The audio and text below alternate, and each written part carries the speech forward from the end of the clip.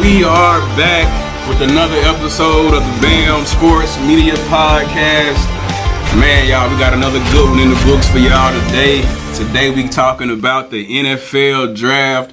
We're going to give y'all a small little breakdown, man, a post-draft analysis on what we think were the biggest winners and losers from this NFL draft, and some more things we're going to hop into. But with further ado, I am your co-host, Brandon Lockhart, and now let me introduce the man of the hour, my brother, my partner. He played his high school football at Opelika High School, then went on to play his collegiate years at the University of South Alabama, where he was voted captain his senior year. Go Jags, baby. South. And I am also happy to introduce the sports guru himself, Mr. Malcolm Buggs, everybody. Yes, sir. We back live, full effect. B.A.M gang, man. We are here today, and we will never fade tomorrow. Post-draft analysis. Plenty of time for us to gather enough information. And we're going to talk about the biggest winners today, all right? And some of the surprising picks that we think of as well. So, hey, with that said, man, let's get straight into it, Bugs. What do you think, or who, that's a better question, who do you think were some of the most valuable picks in this year's draft? It don't have to just be the first round we talking about. We can go 1 through 7. Obviously, we know who the GOAT of football probably is, and at least my eyes, probably Tom Brady. The man who's probably won the most championships ever known to mankind in the sport of football. And what round did he get drafted in? It definitely was not the first round. So we're talking about all 7 rounds here. I think it was around, when in round 7, true? You remember? Do you remember by chance? I want to say it was round 7. Okay. I want to say round 7, pick 199. I know it was the last round for sure. But out of all 7 rounds, man, who do you think got the best value out of their picks? Which players you think, I would say, fitted in the role with the team, with the organization that they went to? Which setup, which pick went the best? Which pick had the most? Which picks had the most value to them? Do you think? All right. Well, there were about 4 or 5 teams that had 2 picks in the first round. How did they do that? Obviously trades, different negotiations that worked out. Yeah. Past, previous, and new trades. That took place on the night of the draft. Just to name a few: the Chiefs, the Titans, the Browns. Did the Cowboys trade up too? And the Cowboys. The Chiefs, Titans, and the Cowboys, and the Browns. Okay. I think those 4 teams were teams that I know for sure had 2 picks in the first round. Gotcha. So I'm gonna highlight those teams first because I think getting first round picks are players that you see as day one contributors. They may not be a day one starter. They are looked upon to be a day one contributor. And just to name a few, the Cowboys. Cowboys, obviously, they took my favorite player in the draft, and I'm gonna be biased because yes, I played DB. So with that being said, any corner, safety, or nickel, like, I'm an evaluator of their game because, hey, that was once me. So I'm definitely a big DB guy.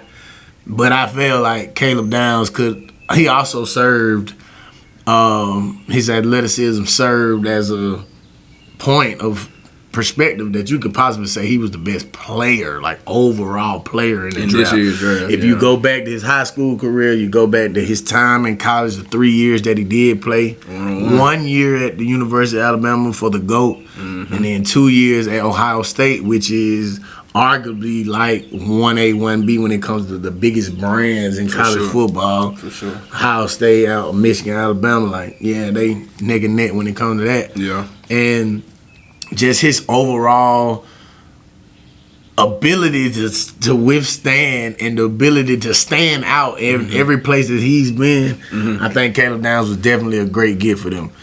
They also got an edge rusher at pick 23 from the University of Central Florida named Malachi Lawrence.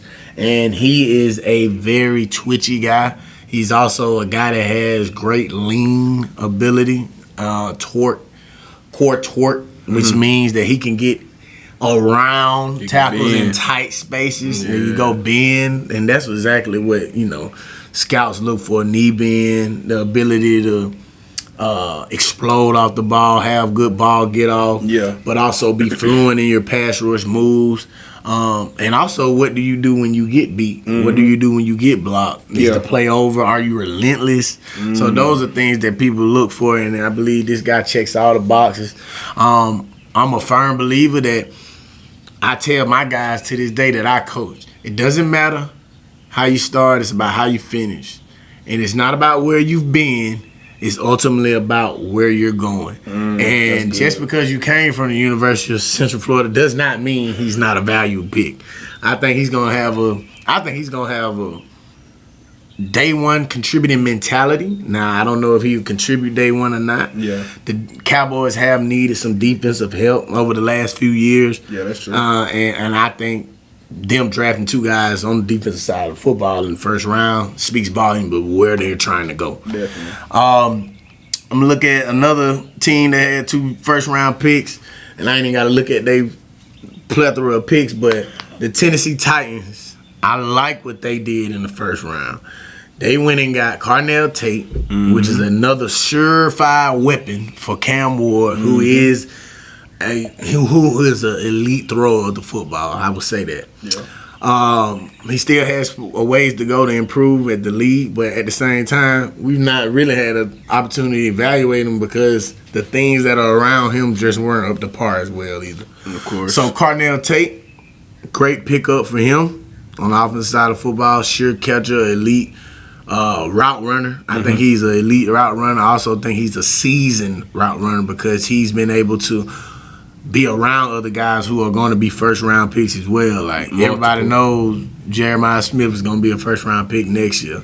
Everybody knows that Carnell Tate was there for 3 to 4 years, so he was actually in the room with Emeka Ibuka as well, and Jackson Smith and Jimba, JSN, who just went crazy for the Seattle Seahawks in their Super Bowl run. Facts. So he was able to be around some great talent guys, high talent guys, highly qualified guys. And I think that's going to contribute to him going forward because I think he's been looked at and valued as an underdog, really, when it comes to that wide receiver room. Some people would probably say he wasn't better than Jeremiah Smith last year, but guess what?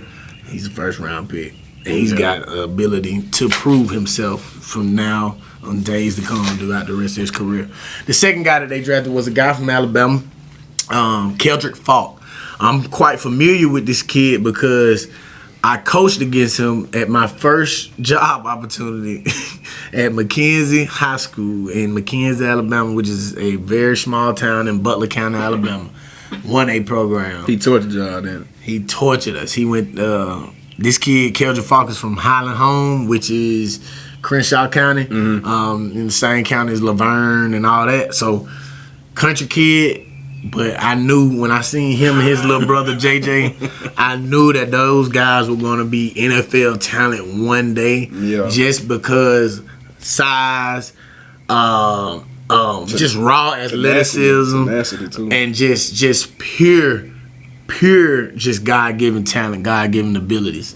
Like Keldrick Falk, man, he was punishing the rim every time he got a rebound. I'm talking about shaking the rim. Going crazy. So I've always seen his athleticism, but for him to have a productive stint at Auburn University, for him to be a guy that can be versatile and move the line of scrimmage. And what I mean by move is he's played some outside edge, so rush technique as well. But he's also played the 4-eye. He's also been put in those inside tweener roles as well for the Auburn University. So I think Keldrick Falk is a guy that can do a plethora of things for your defense. I also even think he's a guy that can stand up and appear to rush, but also drop into flats underneath coverage. Okay. So I think this is one of those type of guys that can be a do-it-all force. I wouldn't see him as playing any zero or anything inside of a shade and three in the league, but I can definitely see him lining up in 4-eye in certain packages when we're talking about 3-down lineman to rush. I can definitely see him playing that edge outside and also playing a true outside backer in certain scenarios, depending on what your scheme or your method is going I can see into, that too. just genuine game planning and play calling reps. So I can see that too. And my last team I want to highlight, they had 2 picks. The Kansas City Chiefs, they took Mansur Delaney, the corner. He was number 1 corner in the draft, in which they really, to me,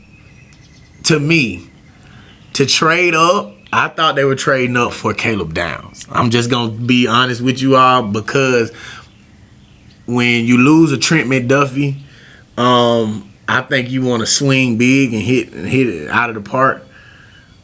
I think Caleb Downs is a guy that can play nickel and safety. They lost Trent McDuffie, so they decided to attack the corner room specifically. So that's where they went with Mansur Delaney, in which both of them are great quality players.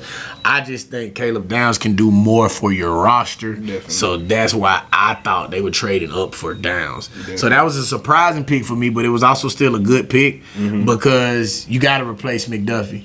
And you just did it for less money because everybody knows rookie make that first 3 to 4 years on a rookie deal, and then they get their big money on their second contract. For sure. So you got a quality player for cheaper, which they did, and then you went and got Peter Woods, another Alabama kid.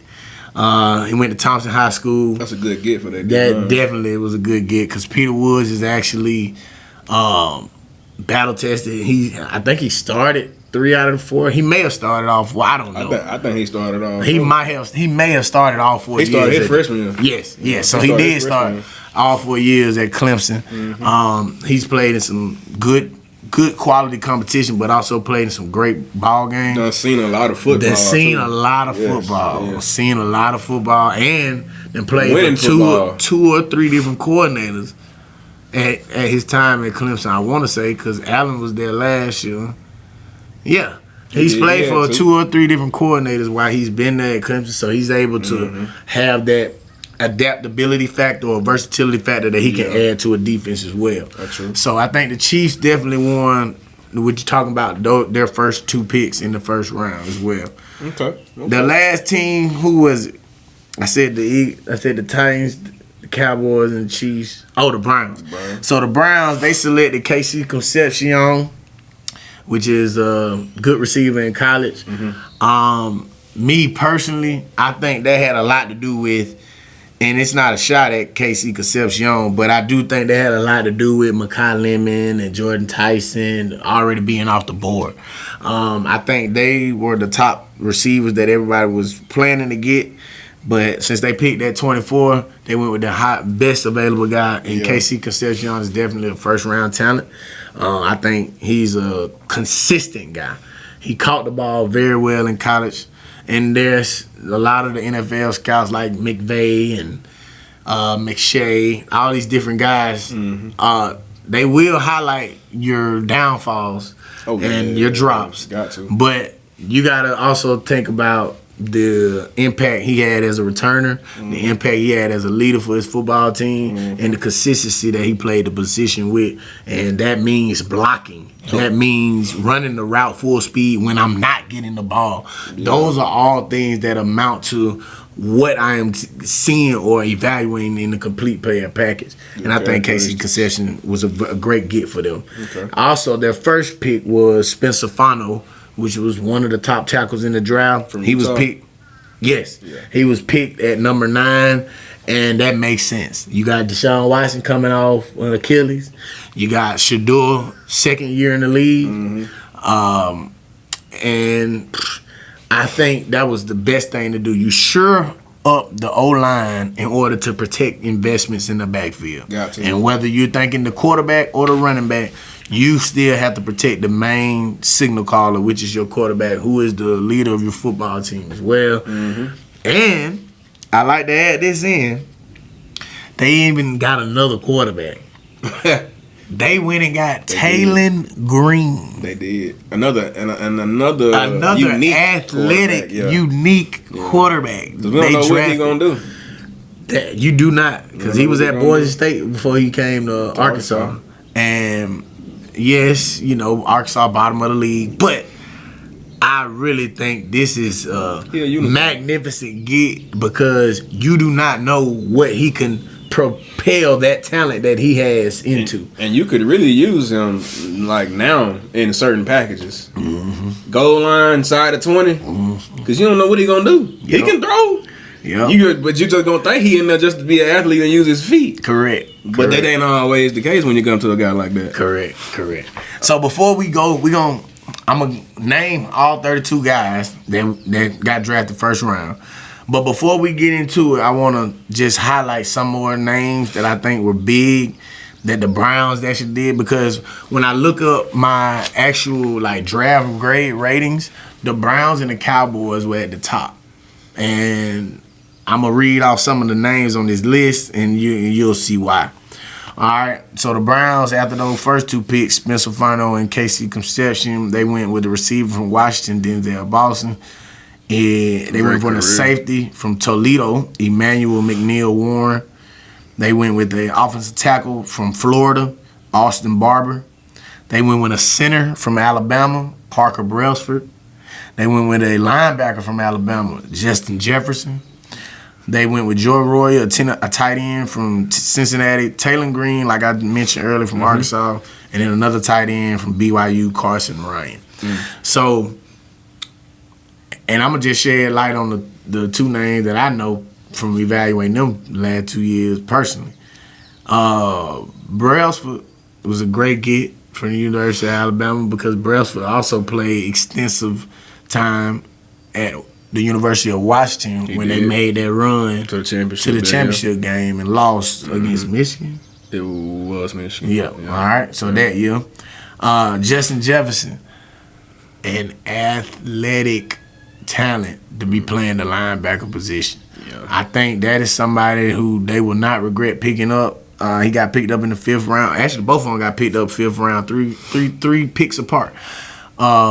I think Justin Jefferson is a unicorn because when he first was coming to the University of Alabama, it was ravings about how this guy was running a 4.3 40. Yeah. Before he even got into the university and started playing and producing. But if you can run 4.3 40 at linebacker and I can put you at Mike or Will, oh man, you're never a matchup problem when it comes to the passing game. No, because you can run with everybody. Correct.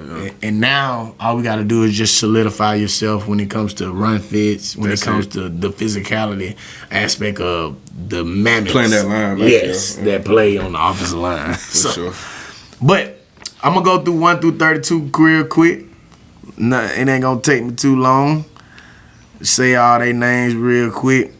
And B, then I want you to give me your breakdown on who you think was the best pick of the first round. I got you. Then we can stay on script from now. So obviously everybody knows Fernando Mendoza went first to the Raiders. David Bailey, a high motor edge from Texas Tech, went second to the Jets. Matter of fact, New York had 2 picks in the first round too. I forgot to say that. But the third pick was Jeremiah Love to the Cardinals. Cardinal Tate, as we mentioned before, to the Titans. Arvell Reese, big pick for the New York Giants. I think that was a big pick. The Giants actually had 2 picks as well in the first round. Mansour Delaney to the Chiefs. Sonny Styles went to the Commanders. I think he is an athletic beast. Yeah. Jordan Tyson, who was supposed to be the best receiver in the draft, he went 8th to the Saints. Spencer Fano. Hold on a second right there. Shout out to my boy Barron Tyson from South Alabama. Jordan Tyson and Barron Tyson, I don't know how close kin they are, but they are family. Oh, okay. All them Tyson boys, the one that's in the league right now playing for Cleveland, them two brothers, Jordan and him. Okay. They brothers, but them and Barron are close cousins. Shout out to Barron Tyson, one of the strongest men I've ever met in my life. He was at University of South Alabama. Ridiculous. Y'all go look him up. He's a CrossFitter right now, and he's definitely one of the best in that business as well. All right. Francis Mouagu. I can't really say this man's name. Yeah. He went 10 to the Giants. Caleb Downs, 11. Caden Proctor to the Dolphins at 12. Ty Simpson, 13 to the Rams. I'm not going to butcher this man's name, but he played guard at Penn State. Last name, Ione. 14 to the Ravens. Reuben Bain Jr. went 15 to the Bucks. Kenyon Sadiq, 16 to the Jets. Blake Miller, 17 to the Lions. Caleb Banks, 18 to the Vikings. Monroe Freeland, Georgia guy, 19 Panthers. To the Panthers. Yes, sir. Makai Lemon, 20 Eagles. To the Eagles. Max and Ayanqua. I can't do his name either. He went 21st to the Steelers, which they were hoping Ty Simpson would be there, so they went with the next best thing, which was O-lineman. Akeem Mesidor, 22nd to the Chargers. Malachi Lawrence, as we mentioned earlier, Cowboys. KC's reception. Browns. Dylan Thieneman, the safety from Oregon. Yeah. He went to the Bears, 25. 26, Kenyon Rutledge, a guard, went to the Texans. The Dolphins picked again in the first round, my bad. Chris Johnson, the cornerback from San Diego State. Caleb Lamoon was the second tackle from Utah, went to the Patriots. And then Peter Woods, of course, to the Chiefs. Omar Cooper Jr., who went to the Jets from Indiana. Mm-hmm. And then Keldon Falk, like we spoke of earlier, 31st to the Titans. And the last pick of the first round was Jadarian Price, was a running back from Notre Dame. That's it. They had two running backs go first round. They did. When I tell you they both better be some dogs, I better not see nothing go in there and be shortcoming. And I have a biased perspective on Notre Dame, but we'll say that for our college football preview show because I think those guys think they're a little better than what they are. Yeah, but we'll talk about that in another show. But I do think both of those guys that went first round are obviously great first round talents. Yeah, kudos. They obviously are physical specimens that you can't duplicate when it comes to Jeremiah Love. He's a freak. He has some different athletic ability and twitchiness to his game that I think would translate very, very smooth because when we think about it, that's what's in the league right now, man. Running backs that can slasher. Yes, but running backs that I can move and say, hey, we're going 5 wide. Facts. And it has to look the same. Yes, it has to look the same. Your cuts, your in and out of your breaks has to look the same as that slot guy that I just agree. Put you out there with. Yeah. In order for this to be effective. Yeah. You know what I mean? So I think that's definitely something big that I noticed in the first round. I look at these first 32 guys. I think another thing that was big to me this year, the edges that he had about 6 or 7 edges go in the first. Yes. Yeah. He had 5. 1, 2, 3, 4, 5. 5 out of the 32 picks were edge guys. So that just continues to reign that is a very, very trending position in the NFL right now. I think if I know any kid with the size or stature ability to play at the next level, I will, push them to possibly play DN, outside linebacker. The reason being, because I say these 5, but everybody knows our very recent Sonny Styles lined up everywhere. Yeah, Sonny Styles started as a safety at Ohio State. Yeah, he actually did. Yeah. And progressed down into the box. Which means they had a huge safety, bro. Correct. That man is massive, bro. And you had him playing safety. I will say that he had to develop. But he still was 6'3". He was already 6'3". 200. He was already He was big. Well, man, he was massive, man. But like I said, when you get that college weight on you, certain opportunities presents itself to you. For sure. I think the most surprising pick of the first round, though, Ty Simpson. A lot of people did not think that the Los Angeles Rams would take him that high. Oh, yeah. Simply because they are, you just took Stetson Bennett last year. Mm-hmm. So, Couple years ago. Yeah, my bad, 2 years ago. Mm-hmm. You took Stetson Bennett 2 years ago.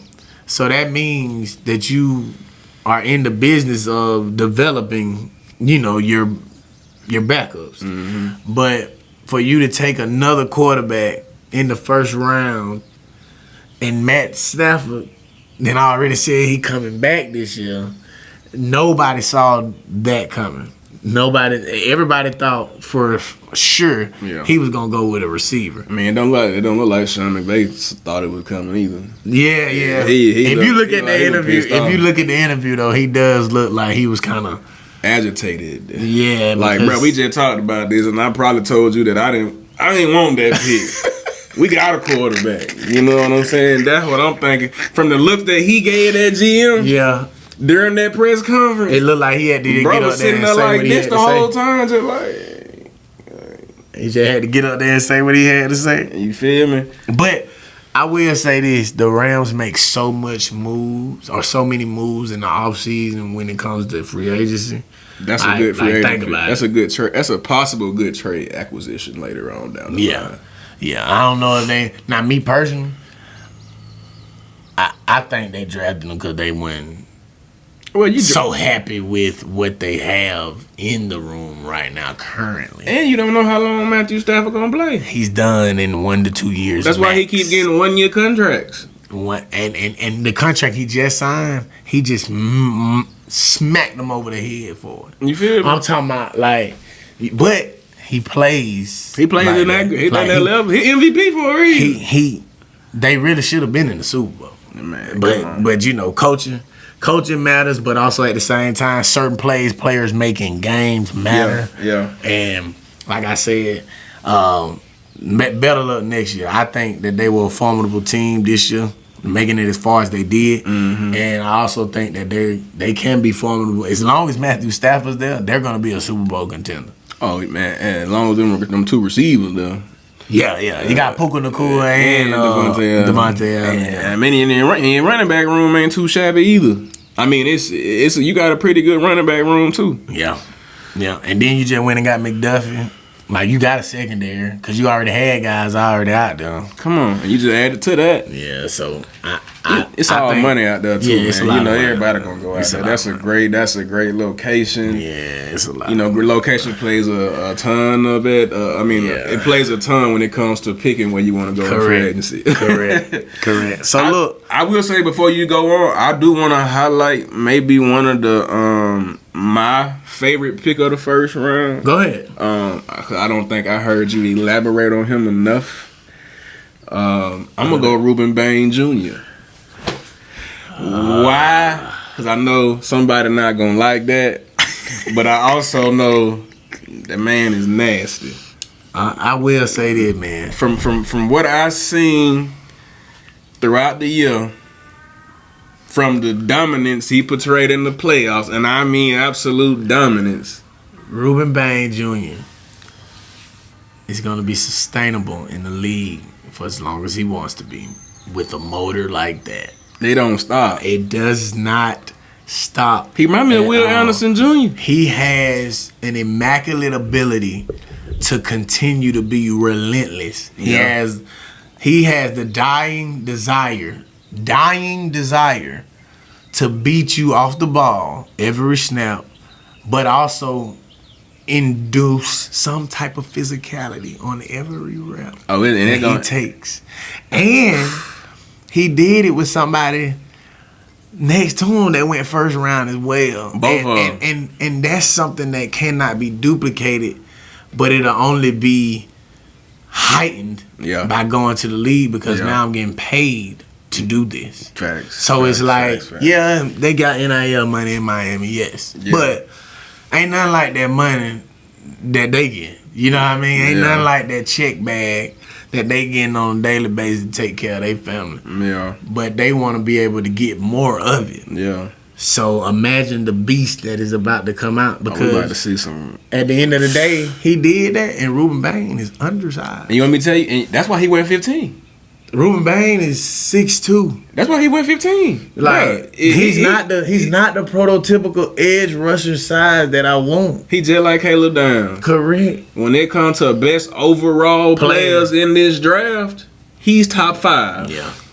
Ain't no way he slipped to 15 if you talking about what you see on that field. But you know, But you going for measurements. You going on measurements, yeah. height. I get all that. They said his hands small. They said his arms ain't long enough. They said a lot of that. But look what he was doing to them tackles. and what I like the most is he gonna talk your trash too. Yeah. So if you got somebody that done said something slick during the week of the game, Buddy got that on his screen save, I promise you. Yeah. And he finna kill whoever it is in front of him. And that whole, how many minutes you play in a football game?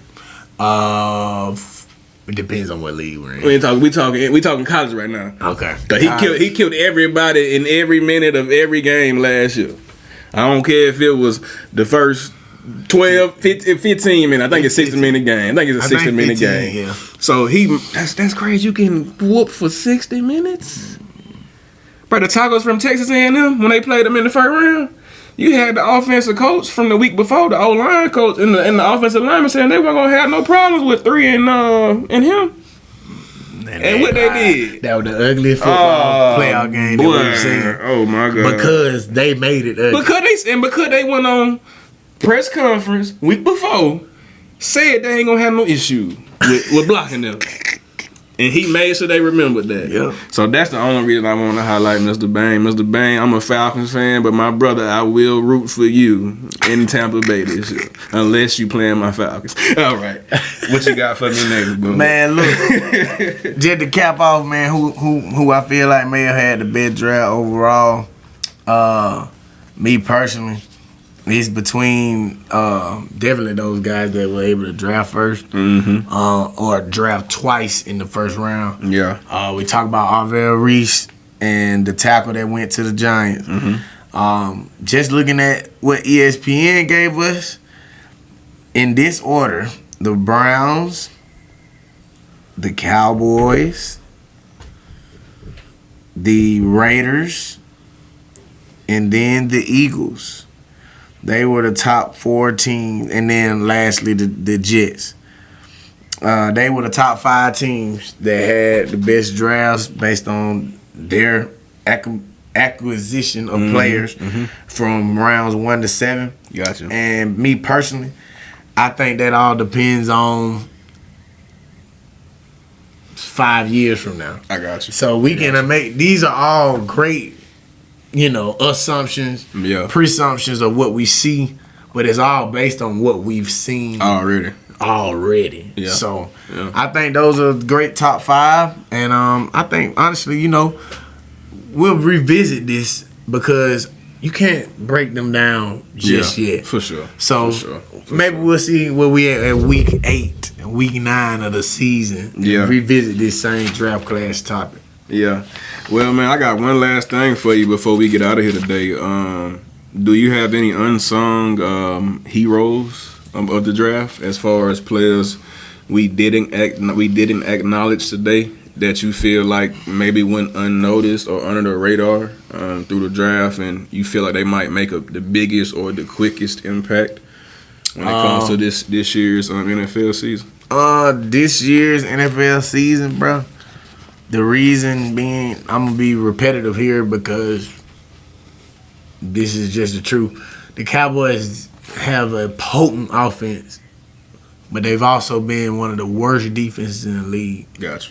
For the last 2 or 3 years. So Caleb Downs. Gotcha. Caleb Downs is probably gonna be a day 1 starter. Caleb Downs will probably be a kick returner, punt returner. Yeah. I think he'll also be on special teams. Yeah, true. Caleb Downs and Malachi Lawrence, they have the best, I would say, chance of contributing right now. Unsung heroes. And with that said, man, my closing takeaway for this episode will be piggybacking right off of what he just said. Caleb Downs was actually probably one of the only players to go to the University of Alabama and start for Nick Saban day one. True friend. Day one, you can go back and listen to some of the interviews and some of the press conferences of that's been out there. There's guys like Kool-Aid or guys that was in the secondary around the time that Caleb got there. They talked about how they ain't never seen nothing like it before, and a lot of them truly didn't even like it. I know at least Kool-Aid did, So he just tried to make him earn his keep. But at the end of the day, man, if you can go start for the GOAT, day one, just based off of knowledge and what you know of the game, that speaks volume in itself. So, hey, Caleb, I know if you can do that for him, you finna excel in this league, my brother, and I can guarantee you're going to be starting week one. So, Buzz, you got any closing takeaways, man, for this episode? Man, I think this was a great draft. I also think that we will revisit this because you can't really depict how well they drafted until you start to see them play. Yeah, so in my point of view, this would be something that we can revisit middle of the season. Hey, okay. Middle of the season. Well, y'all, that's another episode, man. That's another one in the books. And I always like to challenge us at the end of episodes. Like, comment, share, and subscribe. But tell us who you think had the best draft. Please tell do. us who you think is an unsung hero. Who is somebody we didn't mention that we better watch out for? And one other thing to drop in the comments, too, is who do you think out of those 32 picks will be the first Pro Bowler out of this year's draft class? And, yes, I said 32 picks, but I'm going to go along and say the whole draft. Who do you think would be the first Pro Bowler out of this whole draft? 256 picks. And, man, with that said, we love y'all. We'll see y'all next time. And, hey, B.A.M gang. B.A.M gang.